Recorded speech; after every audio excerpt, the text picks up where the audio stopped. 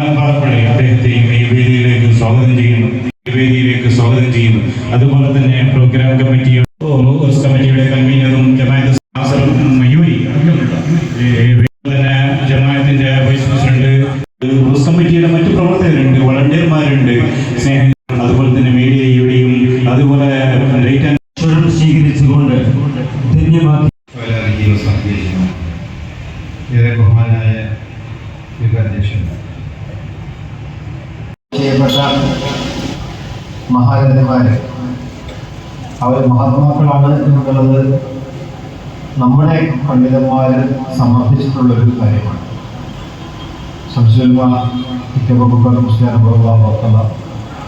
CM Madavoor മുലിബുല്ലാഹി അവരൊക്കെ ഇവിടെ വന്ന് സിയാറത്ത് ചെയ്ത് നമുക്ക് ഇവരൊക്കെ നൂറ്റാണ്ടുകൾക്ക് മുമ്പ് ഇവിടെ എത്തി വിശദമായ ഇതിൻ്റെ പ്രചരണാർത്ഥം വന്നിട്ടുള്ളവരാണ് എന്നൊക്കെ ബോധ്യമുള്ളൊരു കാര്യമാണ്.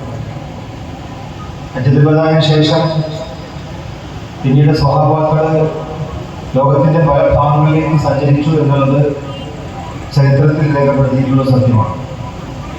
നമുക്കറിയാം, ഹജ്ജത്തുൽ സമയത്ത് ലക്ഷത്തിലധികം സ്വഹാബികളാണ് ആ ഹജ്ജിൽ പങ്കെടുത്തിട്ടുണ്ടായത്.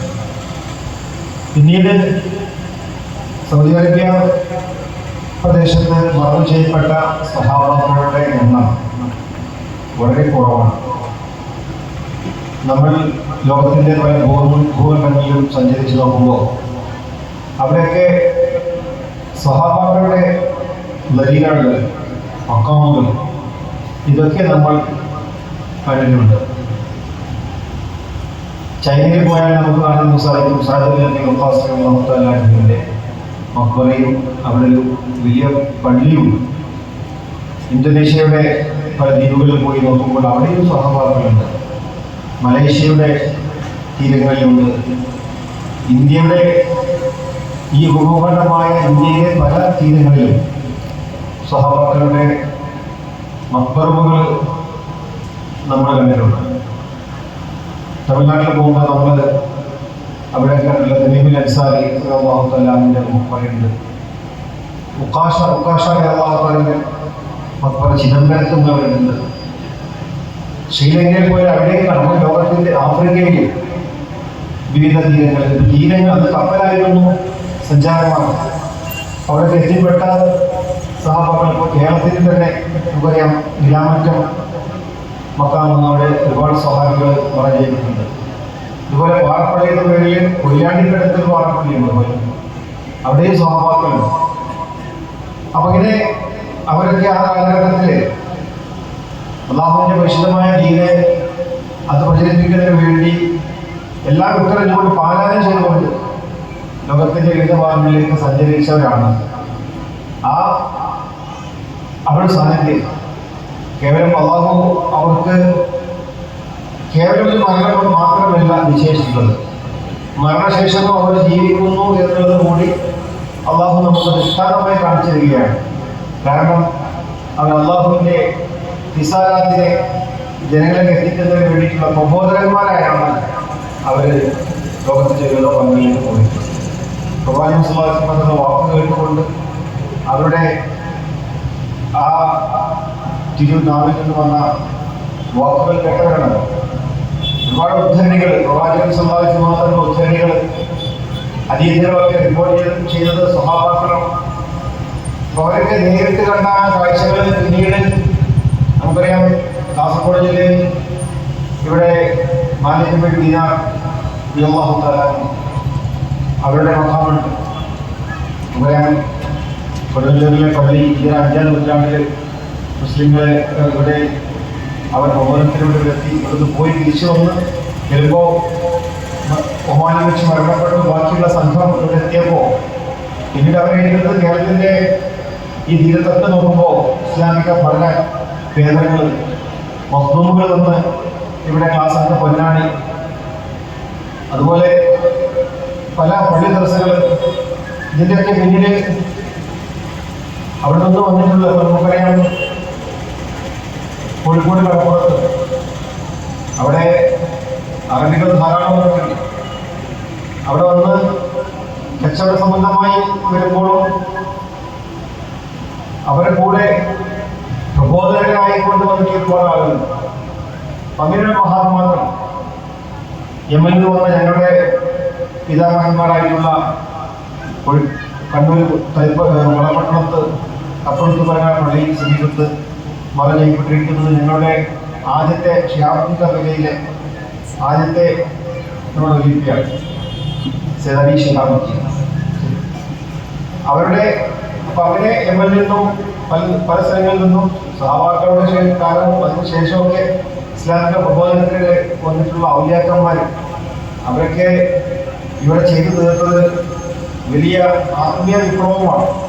അള്ളാഹുവിലേക്ക് അടുപ്പിക്കാൻ, അള്ളാഹുവിന്റെ ചിന്തയിലേക്ക് അടുപ്പിക്കാൻ അവർക്ക് സാധിച്ചു എന്നുള്ള ഒരു വലിയ അഭിമാനം അവർക്കുണ്ട്. അതിൽ അവർ വിജയം കണ്ടെത്തിയിട്ടുമുണ്ട്.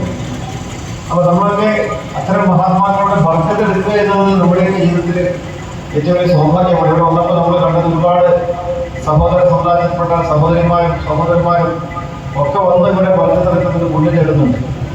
അപ്പോൾ ഔലിയാക്കന്മാരുടെയൊക്കെ ആ കറാമത്ത് അവർ മരിച്ചാലും അതൊക്കെ ഇവിടെ ഉണ്ടാവും എന്നുള്ളത് നമ്മൾ വിശ്വസിക്കുന്നവരാണ്.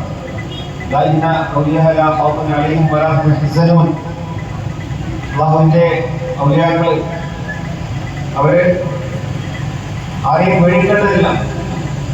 അവര് ഒന്നിനെ കുറിച്ചും സങ്കടപ്പെടേണ്ടതുമില്ല എന്നുള്ള രീതിയിലാണ് അവരെക്കുറിച്ച് അള്ളാഹു പറഞ്ഞിട്ടുള്ളത്. അപ്പോൾ അള്ളാഹുമായി അടുപ്പമുള്ളവരായി മാറുക എന്നത് അത് ദിക്റിലൂടെ ആവാം, സൽക്കർമ്മങ്ങളിലൂടെ ആവാം.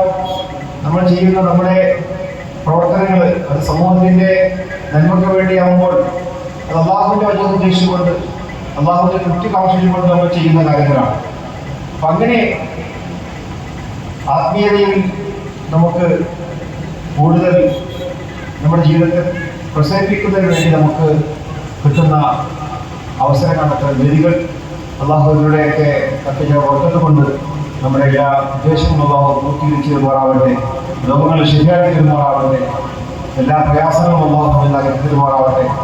നമ്മൾ മരിച്ചുപോയപ്പോൾ അള്ളാഹു അപ്പുറത്തും അർഹത പ്രദാനം ചെയ്യുമാറാവട്ടെ. നമ്മൾ ചെയ്യുന്ന എല്ലാ കാര്യങ്ങളും അള്ളാഹു സ്വീകരിക്കുമാറാവട്ടെ. അള്ളാഹു ജന്മ മർഹൂമ ولا تفرق لهم بعد تفرق ما سوى اللهم اجعل لك موجبات رحمتك وعزائم مغفرتك والسلامة من كل إثم والغنيمة من كل ذكر والفوز بالجنة والنجاة من النار آمين برحمتك يا أرحم الراحمين. السلام عليكم ورحمة الله وبركاته. بسم الله الرحمن الرحيم. عليكم നസീഹത്തും ദുആവും ഇവിടെ നടക്കാൻ വേണ്ടി പോകും.